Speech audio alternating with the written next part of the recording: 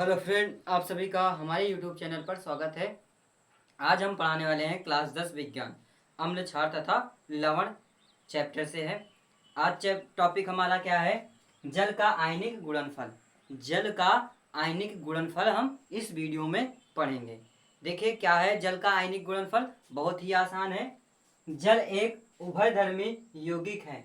जल कौन सा यौगिक है? एक उभयधर्मी यौगिक है। अब उभयधर्मी क्या चीज है? उभयधर्मी का मतलब होता है जो अम्ल और क्षार दोनों का गुण प्रदर्शित नहीं करता है। जल का आयनिक जल क्या है? उभयधर्मी यौगिक है जो अम्ल और क्षार दोनों के गुण को प्रदर्शित नहीं करता है, क्योंकि जल क्या है? उदासीन उदासीन है। अब आगे क्या कह रहा है? तथा यह अति अल्प मात्रा में वियोजित होकर के हाइड्रोजन आयन तथा हाइड्रोक्साइड आयन देते हैं। कौन कौन सा आयन देते हैं? हाइड्रोजन आयन और हाइड्रोक्साइड आयन देते हैं। अब क्या है इसका रिएक्शन देख लीजिए। जल क्या है? यौगिक है। किसका है? उभयधर्मी यौगिक है। तो ये क्या होगा? दो अभिकारक में टूट जाएगा। कौन से अभिक्रिया इसमें लग रही है? वियोजित। वियोजित का मतलब कि वियोजन अभिक्रिया, जिसे आप अपघटन अभिक्रिया के नाम से जानते हैं। अपघटन या वियोजन अभिक्रिया के नाम से जाना जाता है। तो एक उत्पाद क्या हुआ? दो अभिकारक में टूट गया, हाइड्रोजन और हाइड्रोक्साइड में टूटा। इसी रिएक्शन को इस रूप में भी देखने को मिल जाता है। किस रूप में? इस रूप में, यानी कि जल के दो अणु, एक अणु यहाँ है, एक अणु यहाँ है। अगर दोनों को ऐड कर देंगे 2H2O हो जाएगा। तो वो भी हमारा ठीक है, लेकिन यहाँ पे हमने आपको तोड़ कर बता रहे हैं जिससे आपको समझ में आ जाए कि रिएक्शन कैसे हो रही है।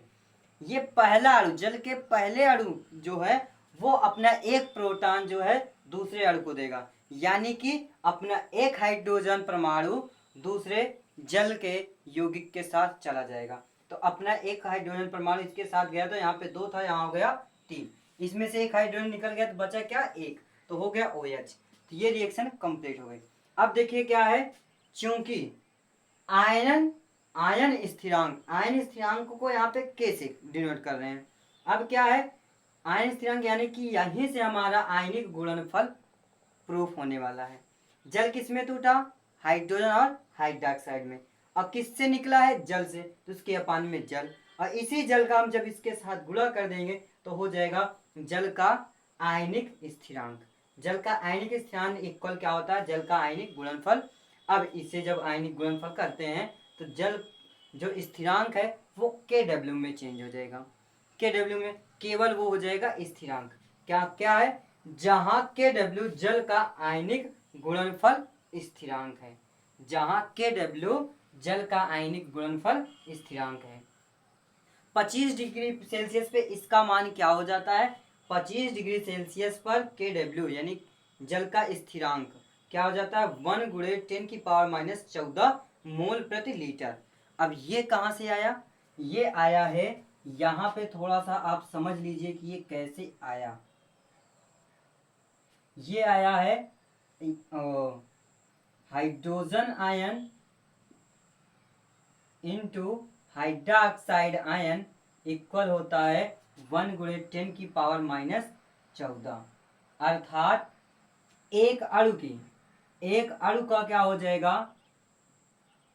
जैसे हाइड्रोजन आयन का अगर हम सांद्रता जानते हैं, मान जानते हैं, तो हो जाएगा हमारा 1 गुणे 10⁻⁷ और हाइड्रोक्साइड आयन का हो जाएगा उसी का आधा, यानी 1 इंटू 10⁻⁷।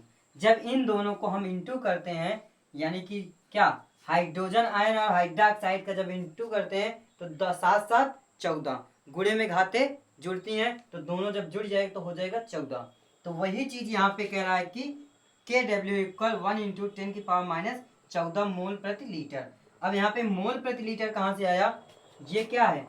इसे हम मोल कहेंगे, मोल प्रति लीटर। ये भी क्या है? मोल प्रति लीटर है। अगर मोल प्रति लीटर का दोनों का इंटू करेंगे तो क्या हो जाएगा? स्क्वायर में चेंज हो जाएगा। क्या हो जाएगा? स्क्वायर लग जाएगा। वही यहाँ पे आपका स्क्वायर लगा है। ठीक है। अब क्या है आगे हमारा?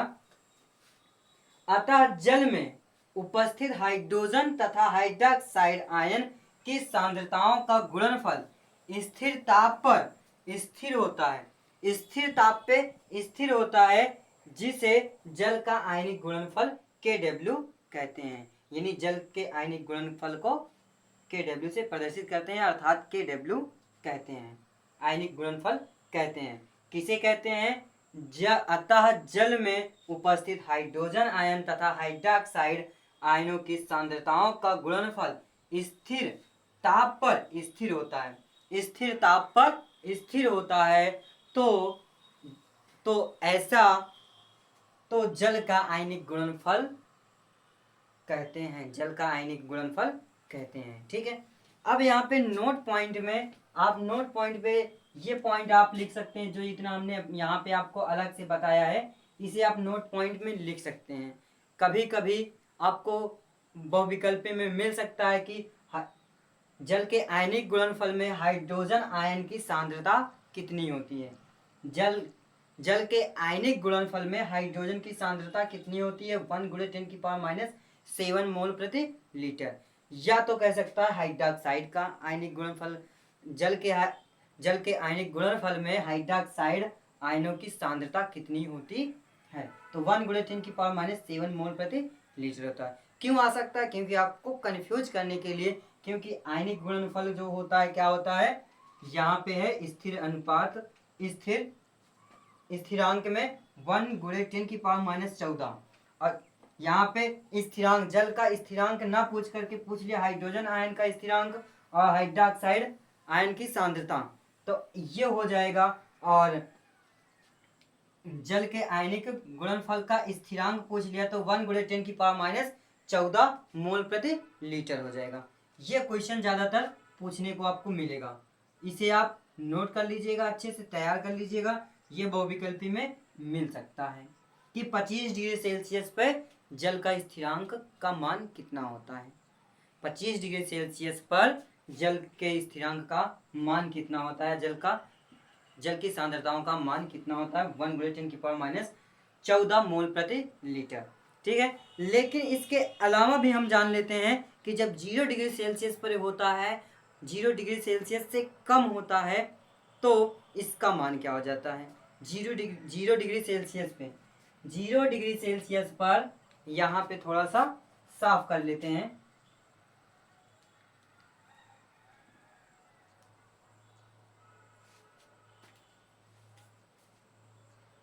जीरो डिग्री सेल्सियस पर इसका मान हो जाता है